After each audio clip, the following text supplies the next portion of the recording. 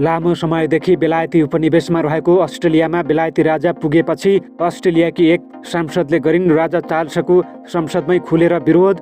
अबदेखि अस्ट्रेलियाले बेलायती राजालाई आफ्नो राजा मान्न नसक्ने दिन कडा चेतावनी। अस्ट्रेलियाली भूमि कब्जा गरेर तानाशाही बेलायतले अस्ट्रेलियालाई बर्बाद बनाएको लगाइन् गम्भीर आरोप। विश्वभर मचियो हङ्गामा। नेपाल नागरिक उड्डयनमाथिको प्रतिबन्ध हटाउन युरोपेली सङ्घ देखियो तयार, तर युरोपेली आकाशमा हवाई उडान गर्न राख्यो यस्तो गम्भीर शर्त। रवि लामिछाने पक्राउ परेपछि पहिलो पटक प्रधानमन्त्री केपी शर्मा ओलीको आयो यस्तो धारणा। रवि पक्राउ पर्नुको कारणबारे बताए। इरानमा आक्रमण गर्न लागेको इजरायलको गोप्य प्रमाणहरू अमेरिकाले लिक गरेपछि इजरायलमा थपियो व्यापक चिन्ता। इरान बन्यो आक्रोशित। भारत र चीनबीच विवादित सीमा क्षेत्रमा भयो यस्तो सम्झौता। प्रधानमन्त्री केपी शर्मा ओली र माधव नेपालबीच भयो भनाभन। बङ्गलादेशकी पूर्व प्रधानमन्त्री शेख हसिनाले राजीनामा नदिएर भारत निर्वासनमा गएको त्यहाँका राष्ट्रपतिले गरे गम्भीर खुलासा। बङ्गलादेशमा थपियो राजनीतिक तनाव।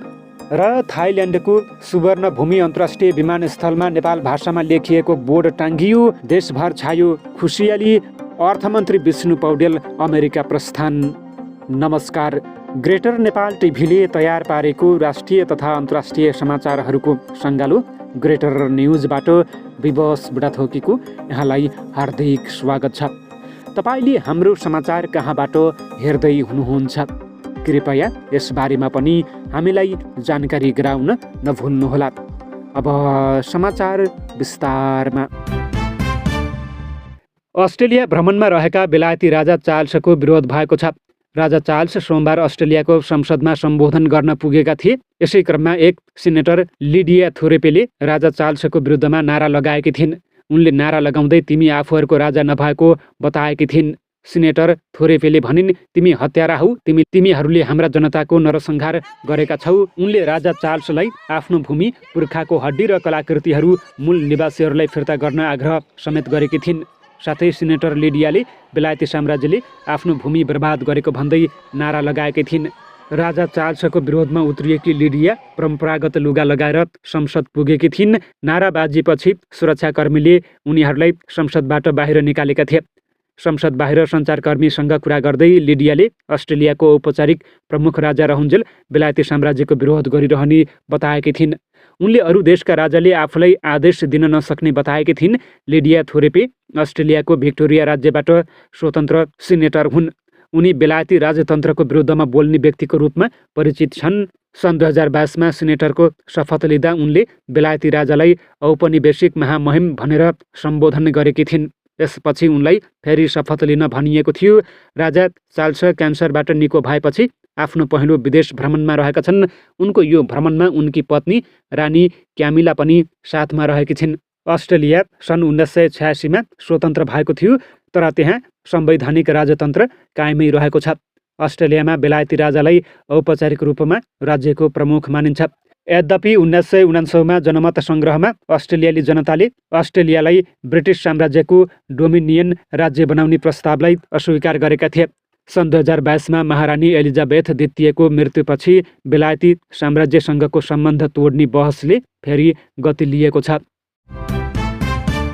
नेपाल नागरिक उड्डयन प्राधिकरणलाई नियामक र सेवा प्रदायक निकायका रूपमा विभाजन गर्न कानुन पारित भए युरोपेली सङ्घले नेपालमाथि 11 वर्ष अघि लगाएको हवाई प्रतिबन्ध हटाउन सकिने सङ्केत गरेको छ। सोमबार काठमाडौँमा आयोजित एक कार्यक्रममा युरोपेली सङ्घकी राजदूत भोरोनिक लोरेन्जोले यस्तो सङ्केत गर्दै विधेयक चाँडो पारित गर्न नेपाललाई आग्रह गरिन्।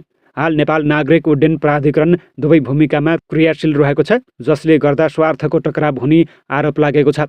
सरकारले प्राधिकरणलाई विभाजन गरी 2वटा अलग संस्थाहरू बनाउने विधेयकको मस्यौदा तयार पारिसकेको छ। यसै विधेयकलाई पारित गर्ने प्रक्रिया छिटो अघि बढाउनु पर्ने सन्देश कार्यक्रमका क्रममा राजदूत लोरेन्जोले दिएकी छन्। युरोपेली सङ्घले सन् 2013देखि नेपालमाथि हवाई सुरक्षा सम्बन्धी प्रतिबन्ध लगाउँदै आएको छ। उनले प्राधिकरण विभाजन भएपछि मात्रै युरोपेली सङ्घले प्रतिबन्ध हटाउने विषयमा विचार गर्न सक्ने बताएकी छन्।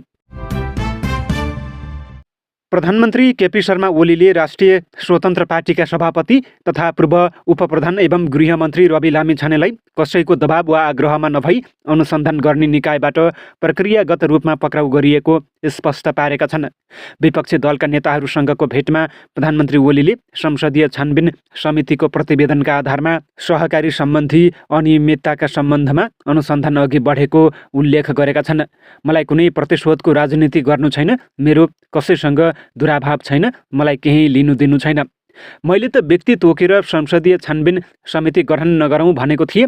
अरू दल र स्वयं रविजीले गठन गरौँ भनेपछि समिति गठन भयो। सहमतिको प्रतिवेदन आएपछि कार्यान्वयन गर्नु सरकारको दायित्व हो। प्रधानमन्त्री ओलीले भनेका छन्, मुख्य कुरा हामीले विधि र पद्धतिलाई मान्नुपर्छ र स्थापित गर्नुपर्छ। हामीलाई प्रतिगमन कुनै हालतमा स्वीकार्य छैन। लोकतान्त्रिक पद्धतिलाई छोड्न सकिँदैन।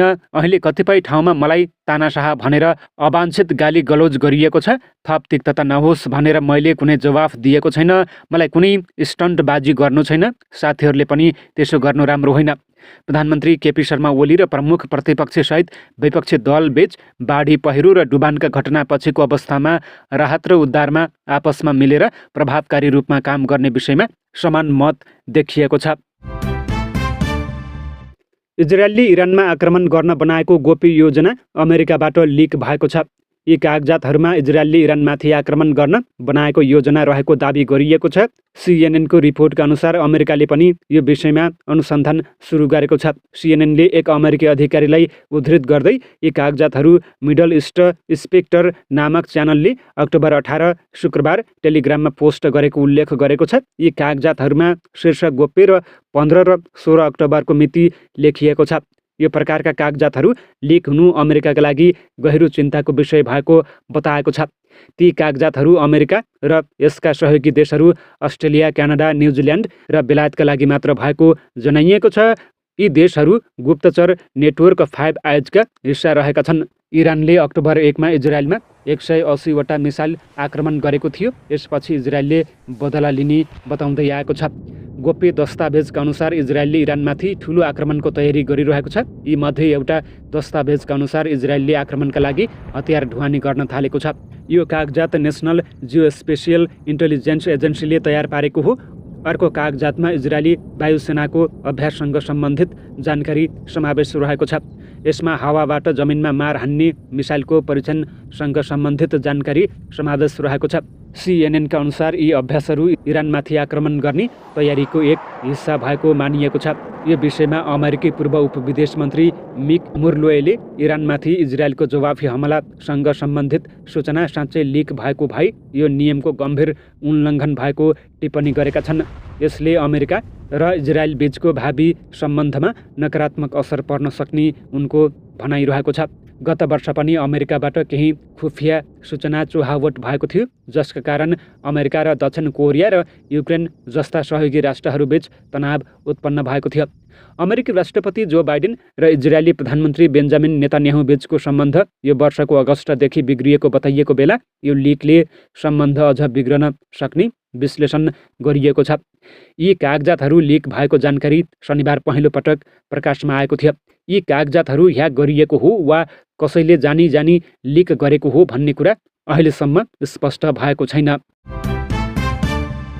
भारतले छिमेकी चीनसँग अत्यन्त विवादित सीमा क्षेत्रहरूमा सैन्य गस्तीका लागि सम्झौता गरेको बताएको छ। यसले सन् 2020 मा दुवै मुलुकका प्रतिद्वन्दी सेनाहरू भिडेका बेला उत्पन्न भएका समस्याहरूको समाधान गर्ने लक्ष्य राखेको छ। भारतीय प्रधानमन्त्री नरेन्द्र मोदी रुसमा हुने ब्रिक्स शिखर सम्मेलनमा सहभागी हुने अपेक्षा गरिएको एक दिन अघि यो घोषणा आएको छ। सम्मेलनमा चिनिया राष्ट्रपति सी जिनपिङको पनि उपस्थिति हुने अपेक्षा गरिएको छ। विश्वका दुई सबैभन्दा धेरै जनसङ्ख्या भएका राष्ट्रहरू चीन र भारत गहन प्रतिद्वन्दी हुन्। दुवैले नियमित रूपमा एक अर्कालाई वास्तविक नियन्त्रण रेखा भनिने अनौपचारिक विभाजन रेखा वरिपरि क्षेत्र कब्जा गर्ने प्रयास गरेको आरोप लगाउँदै आएका छन्। कम्तीमा 20 भारतीय र 4 चिनिया सैनिकको मृत्यु भएको सन् 2020 को सीमा झडपपछि दुवै पक्षले 10,000 सैनिक फिर्ता गरेका थिए र वास्तविक नियन्त्रण रेखा भनिने साँघुरो विभाजनपट्टिमा गस्ती नपठाउने सहमति गरेका थिए। पछिल्ला केही सातादेखि भारतीय र चिनिया कूटनीतिक र सैन्य वार्ताकारहरू एकअर्कासँग निकट सम्पर्कमा रहेका छन्। भारतका विदेश मन्त्रालयका शीर्ष अधिकारी विक्रम मिश्रीले पत्रकारहरूलाई भने यो छलफलहरूको परिणाम स्वरूप भारत चीन सीमा क्षेत्रहरूमा वास्तविक नियन्त्रण रेखामा गस्ती अवस्थाबारे सम्झौता भएको छ, जसले 2020मा यी क्षेत्रहरूमा उत्पन्न भएका समस्याहरूको अन्ततः समाधान र पृथकीकरणतर्फ दोहोर्याउनेछ। भारत आफ्नो उत्तरी छिमेकीप्रति सतर्क छ। दुवै मुलुकको 3500 किलोमिटर लामो सिमानामा विवादहरू स्थायी तनावका स्रोतहरू रहेका छन्। चीनले भारतको उत्तरपूर्वी राज्य अरुणाञ्चल प्रदेशलाई तिब्बतको अंश मान्दै सम्पूर्ण दाबी गर्छ। दुई देशबीच सन् 1962मा सीमा युद्ध भएको थियो। दुवै मुलुकले दक्षिण एसियाभर व्यापक रणनीतिक प्रभावका लागि पनि कडा प्रतिस्पर्धा गर्छन्। प्रधानमन्त्री केपी शर्मा ओली र एकीकृत समाजवादीका अध्यक्ष माधव नेपालबीच बालुवाटारमा भनाभन भएको छ। ज्ञापन पत्र बुझाउन बालुवाटार पुगेका बेला ओली नेपालबीच भनाभन भएको हो। भनाभनको विषय भने एमाले एकीकृत समाजवादी बीचको तितो सम्बन्ध होइन। पक्राउ परेका राष्ट्रिय स्वतन्त्र पार्टीका अध्यक्ष रवि लामिछाने पक्राउ पर्नु अघि दिएको भिडियो सन्देश बन्न पुग्यो। गत शुक्रबार पक्राउ पर्नु अघि लामिछानेले भिडियो सन्देश मार्फत सरकार मर्यो, हामीलाई जुठो पर्यो भनेका थिए। त्यो भिडियो सन्देशमा लामिछानेले तस्करले दिएको 3 करोडको घडी हातमा लगाएर ओलीले आफ्नो हातमा हतकडी लगाएको आरोप पनि लगाएका थिए। यही बीचमा ओली र नेपालबीच भनाभन भएको हो। जब लामिछानेको गिरफ्तारीको सन्दर्भ प्रचण्डले कोट्याए, ओलीले लामिछानेप्रतिको आक्रोश थाम्न सकेनन्। पक्राउ पर्नु अघि लामिछानेको सरकार मरेकाले आफूलाई जुठो परेको भन्ने भनाइप्रति आक्रोश पोखे। आज म मरे, मेरो दाह संस्कार गरियो, मलामी फर्कदै होलान्, ओलीले लामिछानेको भनाइप्रति आक्रोश पोख्दै भने। को क्रिया बसे, म पनि क्रिया बस्न जानुपर्ने हो कि?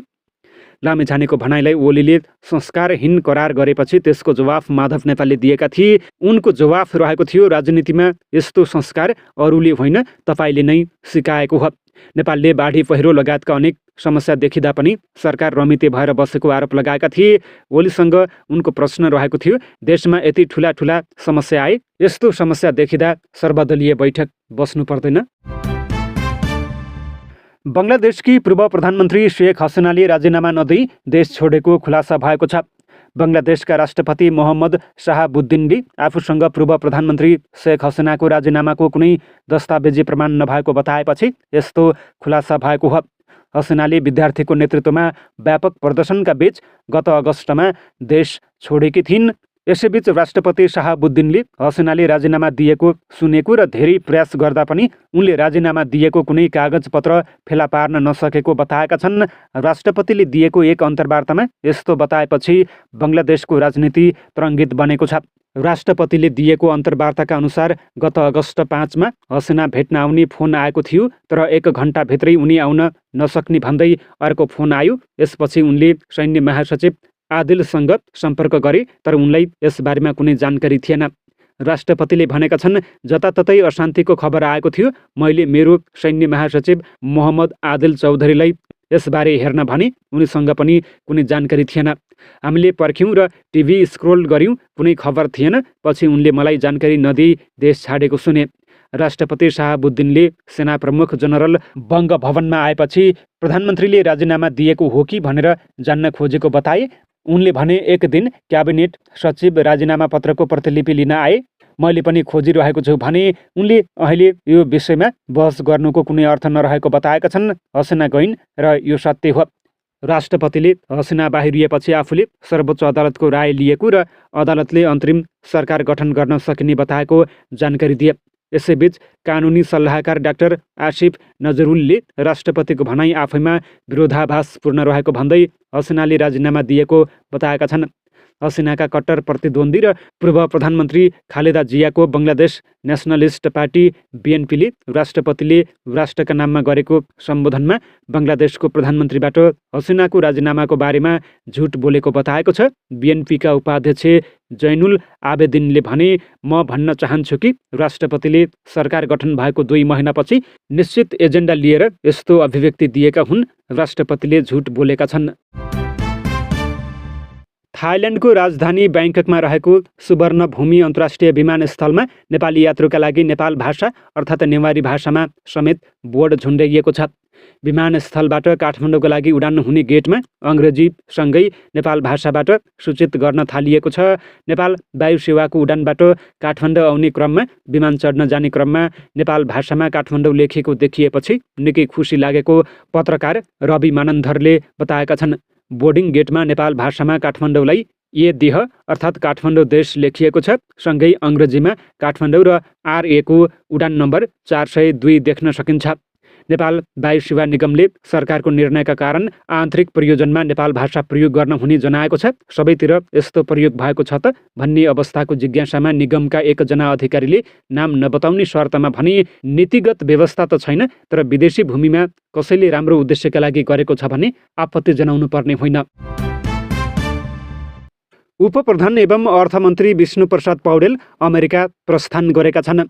विश्व बैंक समूह र अन्तर्राष्ट्रिय मुद्रा कोष IMF को वार्षिक बैठकमा भाग लिन पौडेल गए राति अमेरिकाको वासिङ्टन DC तर्फ प्रस्थान गरेका हुन्।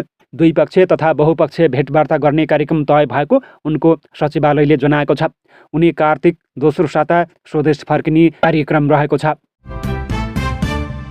हवस् त, यिनै खबरसँगै ग्रेटर नेपाल टिभीले तयार पारेको राष्ट्रिय तथा अन्तर्राष्ट्रिय समाचारहरूको सङ्गालो ग्रेटर न्युजको समय सकिएको छ।